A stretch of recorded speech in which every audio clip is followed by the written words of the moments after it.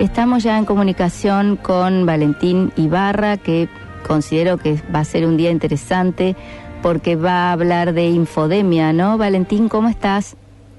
Hola Angelina, ¿y cómo estás? ¿Cómo está toda la audiencia de las sofistas? Los saludo, todavía por teléfono y con cierto aislamiento, pero recuperando un poco el ritmo.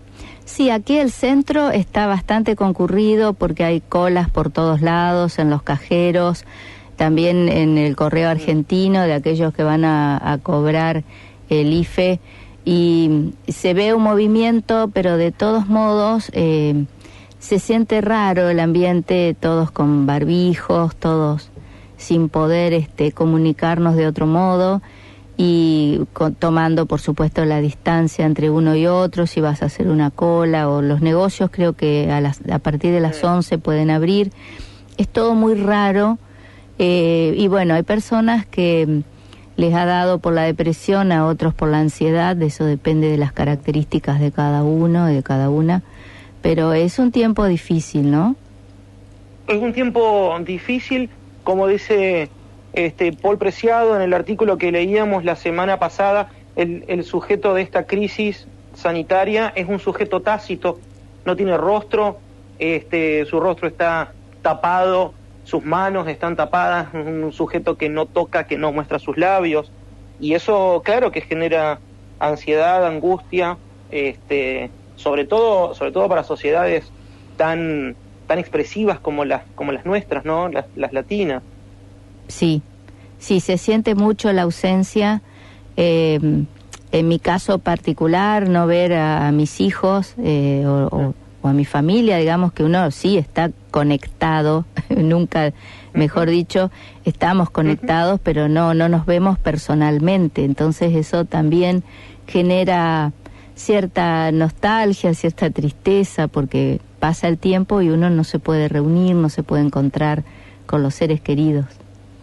Estamos reordenando todo nuestro sistema afectivo, y eso viene derecho a colación con un poco el tema que quería conversar con vos y con la audiencia hoy, sobre dos grandes problemas que hemos visto dentro de esta crisis, dentro de esta eclosión global que hemos tenido, porque ha habido dos grandes problemas que son laterales y que al propio virus.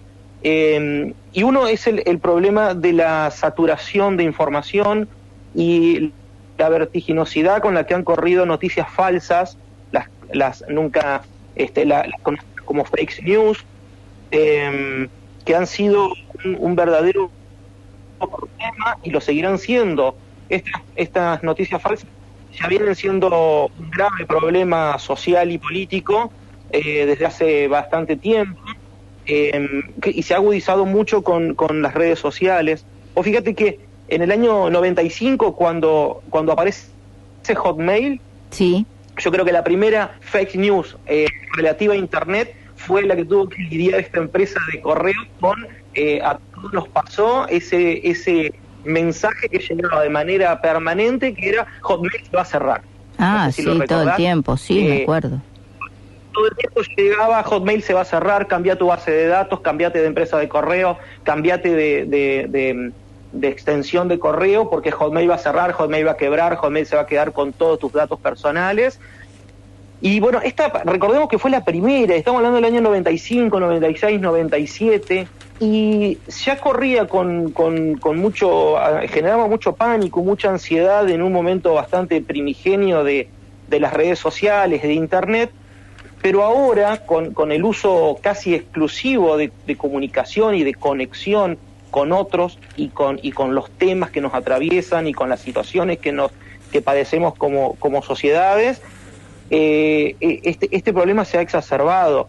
Las grandes compañías, digamos, y un montón de ONGs, iniciativas gubernamentales y demás, en este momento han lanzado varias campañas bajo el hashtag, por ejemplo, coronabulos.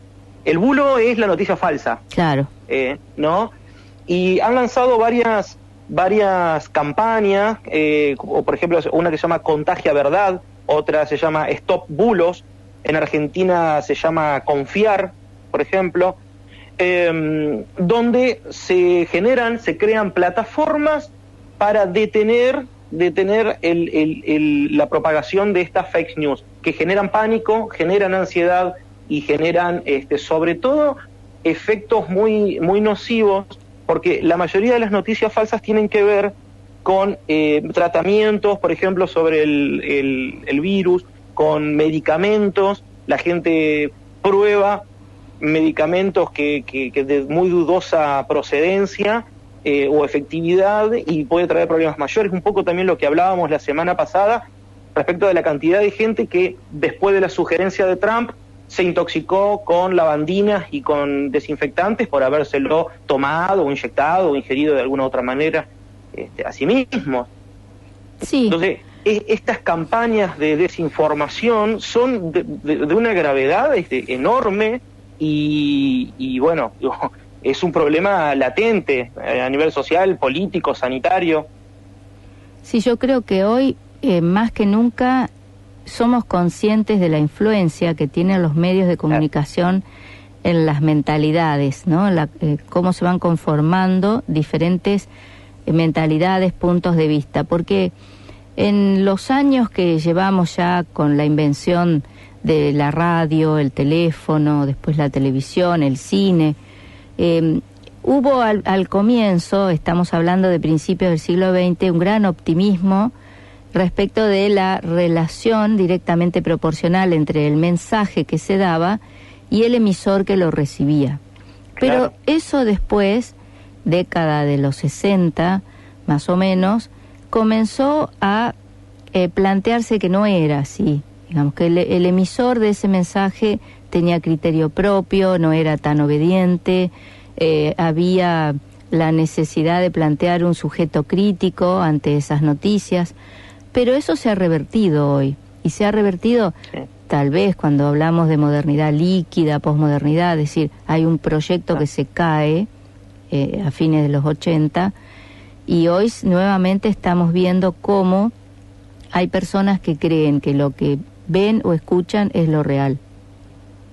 Sí, además, respecto de esto que decís, con el auge y con la nueva hegemonía de las redes sociales, todos somos o nos sentimos un poco productores de noticias y hacemos circular determinada cantidad de información, y al haber perdido tanta notoriedad o por lo menos tanta credibilidad en los medios de comunicación tradicionales, pasa de que, y además hay una línea muy difusa, porque hoy los medios de comunicación tradicionales se retroalimentan e incluso construyen su agenda desde lo que pasa en las redes sociales.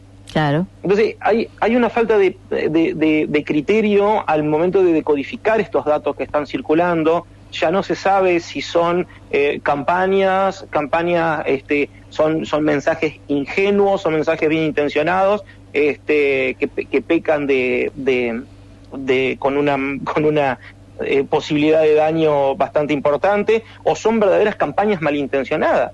Sí. Entonces, ahí hay un problema que los medios de comunicación no están pudiendo resolver, y como todos somos usuarios y constructores de distintas verdades, está tan fragmentada la construcción de los discursos, bueno, cada uno en función de la cantidad de seguidores o no que tengan las redes sociales podrá instalar una agenda determinada, y muchas veces estas agendas producen daños importantes no solo en las sociedades, no solo en los individuos personales, sino en las sociedades también. Sí, también me llamó mucho la atención en Facebook.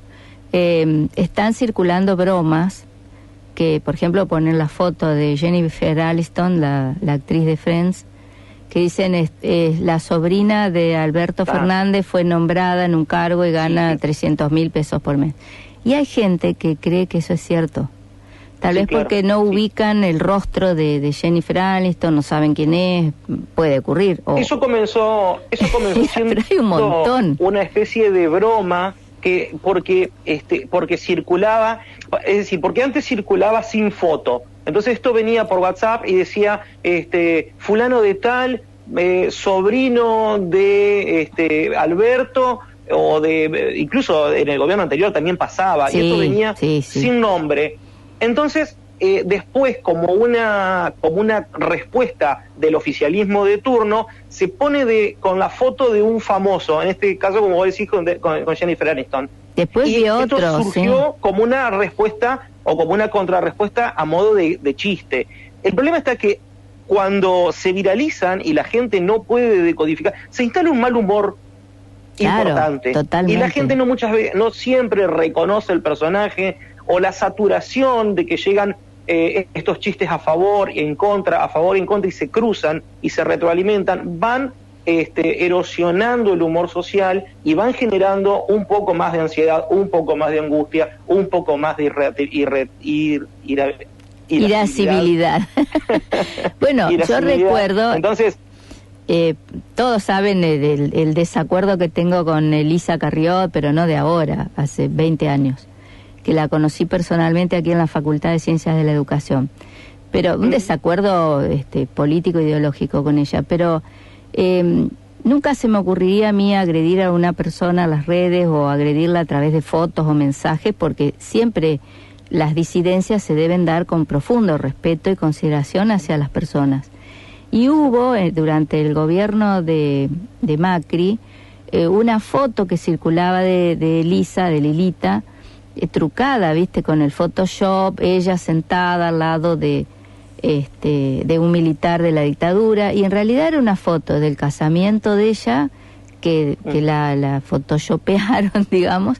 Y bueno, y eso está mal, está profundamente mal. Bueno, se pusieron de moda los trolls hace un tiempo ya, y eso nos demuestra que hay un manejo de la información y de las supuestas verdades, también las bromas, las mentiras, los engaños, voluntarios, involuntarios. Y es como decís vos, lo grave de todo esto es que genera mucho desconcierto y también afecta al estado de ánimo social, ¿no? Sí, porque sobre todo porque los medios de comunicación tradicionales construyen sus agendas a partir de las tendencias en Twitter, de las cosas que... Es decir, todos los programas de televisión, por ejemplo, todos los medios de comunicación tienen estas noticias click que van derecho a estos hashtags o estas tendencias o estas cuestiones que circulan en otras redes, en Instagram, en Facebook. Entonces, esa construcción de una agenda que no está bien diferenciada entre en un discurso crítico o aquello que dice cualquier doña Rosa en sus redes sociales, es lo que va construyendo y va erosionando esta construcción de las verdades. Sí. Porque por otro lado, y esta es otra cosa que quería traer a colación en la columna, es alarmante la proliferación de discursos apocalípticos con tintes religiosos de todo el abanico que te puedas imaginar. No, es tremendo. Es realmente alarmante. Por supuesto de que una situación de peste mundial es humus, es territorio fértil para cualquier discurso apocalíptico. Esto ha sucedido siempre. Quienes gustamos de la historia sabemos que pasó en el año 1000, en el año 1500, en el año 1400, es decir, con cada cambio de época, con cada peste, siempre hay un auge por esta tendencia a se viene el fin de los tiempos y empecemos a correr. Sí. Lo que pasa que eso también es impresionante lo que prende, lo podemos seguir en las redes sociales con la misma, con la misma velocidad que han crecido recetas caseras para combatir el virus, han crecido estas, por ejemplo, la presidenta de facto de Bolivia, el presidente de Brasil, han llamado abiertamente a ayuno y oración de sus respectivos pueblos y sin miramiento de los tratamientos científicos. Entonces, y esto es gravísimo cuando son los estados financiados por determinadas denominaciones religiosas, y ahí se genera también todo un discurso enrarecido que trae consecuencias muy dañinas Y yo estaba pensando, a partir de lo que vos decís de Bolsonaro o de Añez, que son patentes sus actitudes frente a la pandemia, sobre todo Bolsonaro, porque es un personaje muy histriónico y muy particular, ¿no?, en su forma de aparecer públicamente. Pero en Chile, que Chile siempre aquí es tomado como un modelo de a seguir por algunos sectores políticos, pero en Chile la situación es muy grave y yo no sé si existe algún blindaje mediático, pero tengo amigas que viven en Chile y me cuentan que las cosas no son como se transmiten. Hay muchísimos más contagios, muchísimas más muertes, y la situación es muy grave, pero no sé por qué eso no se difunde, no se conoce, no se sabe. Bueno, sí Brasil, porque Bolsonaro tiene esta característica. Claro, lo que pasa que Chile goza de ese blindaje. Recordad que siempre se ha tomado el supuesto modelo chileno en lo político y en lo económico como un modelo a seguir, cuando más o menos sabíamos, pero rascando un poco, salteando algunas vallas de blindaje mediático, leyendo algunos autores y demás, veíamos de que eran modelos que hacían agua. Sin embargo, constructores de discurso, orientadores de opinión y demás, siempre lo tomaban y lo exponían como el modelo a seguir para el resto de Latinoamérica. Sí.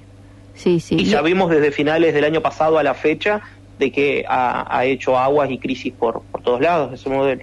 Hoy fue nombrada, no voy a recordar el nombre y no tengo acá a mano la noticia, la sobrina nieta de Pinochet en un cargo muy importante en Chile, que uno puede decir, bueno, puede ser la sobrina, puede ser la nieta, pero lamentablemente continúa con el legado de su pariente en cuanto a la ideología, ¿no? Después lo voy a compartir en Facebook, porque precisamente una amiga mía chilena que vive en Viña del Mar lo compartió a la noticia. Pero, lo que pasa es que hay una tendencia, ya lo habíamos visto también en otras emisiones de las sofistas y otros amigos también del programa, hay una tendencia del mundo hacia sectores reaccionarios, sectores conservadores, sectores más cerrados, así que calculo que se vendrán tiempos de luchas dialécticas, discursivas, y en las calles también, calculo. Sí, por supuesto. Bueno, Valentín, esta semana, por estos días, va a salir publicado un artículo tuyo sobre estos temas en el diario, en la página de las sofistas, así que estaremos atentos a la publicación y difusión de tu texto. Bueno, Angelina, y a toda la audiencia los saludos, le mando un fuerte abrazo y ya pronto nos veremos en el piso como corresponde. Veremos qué pasa a futuro con esta cuarentena. Un abrazo, Te mando Valentín. un beso. Chau, chau.